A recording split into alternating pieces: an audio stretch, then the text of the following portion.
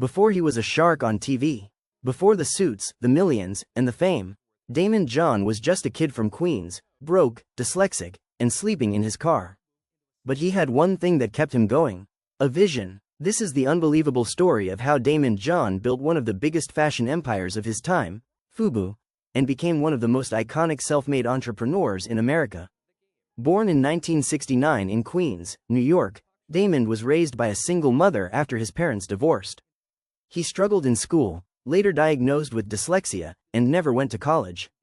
To help his mom make ends meet, he took odd jobs.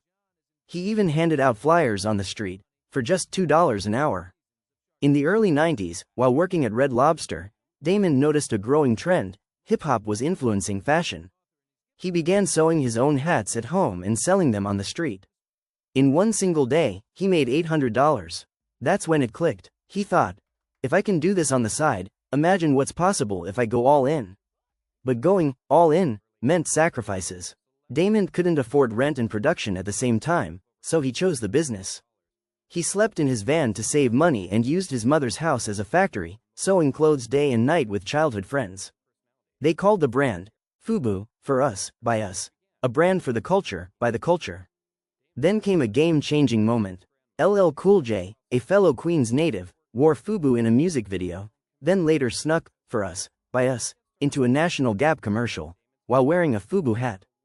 FUBU exploded overnight, orders started pouring in, but Daymond hit a wall. He had $300,000 in orders and no money to fulfill them. So what did his mother do? She mortgaged their house for $100,000 to save the dream. Soon after, Daymond signed a distribution deal with Samsung's textile division. FUBU went global. In just a few years, FUBU became a $6 billion brand worn by hip-hop royalty and sold in stores worldwide. Daymond's street hustle took him all the way to Shark Tank, where he became a household name and a mentor to rising entrepreneurs. He now invests in startups, writes bestsellers, and teaches others how to succeed, no matter where they come from. Daymond's story proves one thing: you don't need money to chase a dream. You need grit, vision, and the courage to start with what you have. From a sewing machine in a living room, to sleeping in a van, to building a billion-dollar brand, this is what happens when hustle meets purpose. If this story inspired you, hit that like button, subscribe, and drop a comment telling us what you're hustling for. More real stories of success, every week.